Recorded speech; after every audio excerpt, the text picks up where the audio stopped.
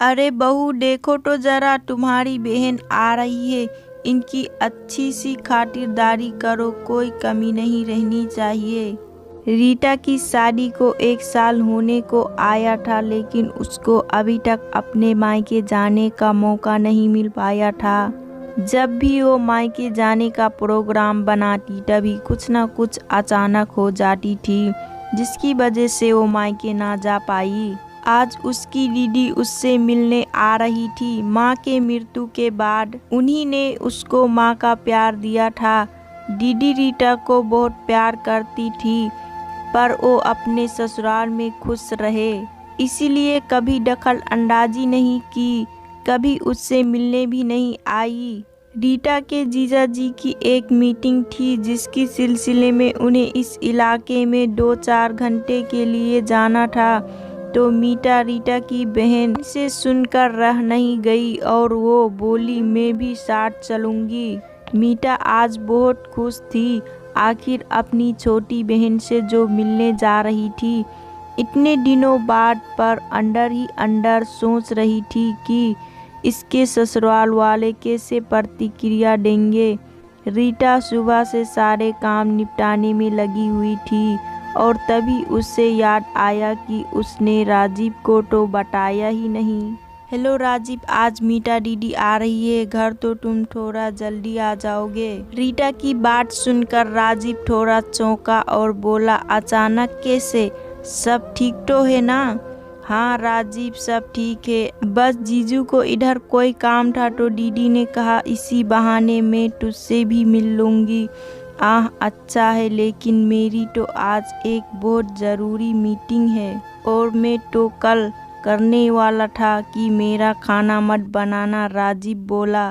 राजीव दीदी 1 साल बाद मिल रही है और पहली बार आ रही है, तो तुम्हें होना चाहिए। मैं जानता हूँ रीटा, पर अगर मुझे प्रोग्राम पहले पता होता तो शायद मैं छुट्टी ले सकता, पर अब तो मैं फंस गया हूँ। फिर भी कोशिश ज़रूर करूँगा, और अगर तुम्हें कुछ चाहिए तो जितेन छोटा भाई, उसे बोल देना, वो ला देगा।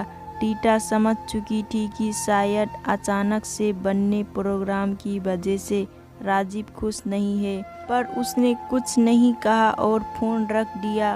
रीटा दीदी के पसंद के राजमा चावल बनाना चाहती थी, लेकिन राजमा ख़त्म थे, तो उसने जितेन को कहा पास वाली दुकान से लाने के लिए, और जितेन ने ला कर दिया। रीटा ने जब राजमा बना लिए तो देखा दही भी ख़त्म है, और बिना रायते के तो राजमा चावल अच्छी नहीं लगेगी। तो जैसे ही उसने जितेन को आवाज़ लगाई तो पता चला वो अपने दोस्त के घर जा चुका था। रीटा को अपनी लाचारी पर बहुत अफसोस हुआ, पर दीदी की आने की खुशी ज़्यादा थी, इसीलिए उसने जो भी सामान था उसकी तैयारी की और पकवान बना लिए। घंटी बजते ही रीटा ने दरवाज़ा खोला तो दीदी को देखकर अपने आंसू नहीं रोक पाई और उसके गले लगकर खूब रोई। भला कोई मेहमान का ऐसा स्वागत करता है? सास की आवाज़ सुनकर रीटा ने आंसू पोंछे और दीदी को अंदर ले आई। सासू माँ ने सबका हाल चाल लिया और अपने कमरे में चली गई सोने के लिए। ससुरा जी ने पहले ही औपचारिकता निभा कर जा चुके थे। रीटा अकेली थी जब अपनी बहन की अभक्त करने के लिए। रीटा अकेली थी, लेकिन उसने कोई कसर नहीं छोड़ी और खुश कर दिया दीदी को। जब रीटा रसोई घर में बर्तन समेट रही थी तो मीटा ने उससे पूछा, तू खुश तो है ना? हाँ दीदी, बहुत खुश हूँ, आप बताओ ऐसा क्यों पूछा? रीटा, मैं तुझे कभी अपनी छोटी बहन नहीं समझा, हमेशा बेटी समझा, और बेटी के दिल में छुपे बात समझती है। रीटा ने फ्रिज में रखी कुल्फी निकाली और बोली, दीदी मैं खुश हूँ। वो तो बस मुझे लगा कि सबकी व्यस्त के कारण आपकी अभागता में कोई कमी ना रह जाए। पगली, तू अगर खुश है तो मुझे और क्या चाहिए। एक बात हमेशा याद रखना कि कभी भी हम ऐसा हालातों में घिर जाते हैं कि उस समय खामोशी सबसे बेहतर विकल्प होता है।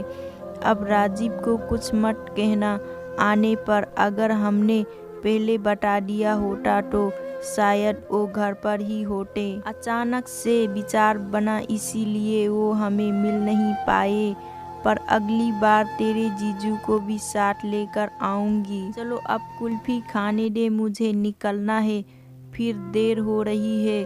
कहते हुए मीता ने कुल्फी खत्म की और रीटा के सास ससुर से अलविदा लेकर जाने लगी तो रीटा को बोली कि हमेशा एक नसीहत याद रखना, माँ कहती थी, एक चुप्पी 100 मौत देती है।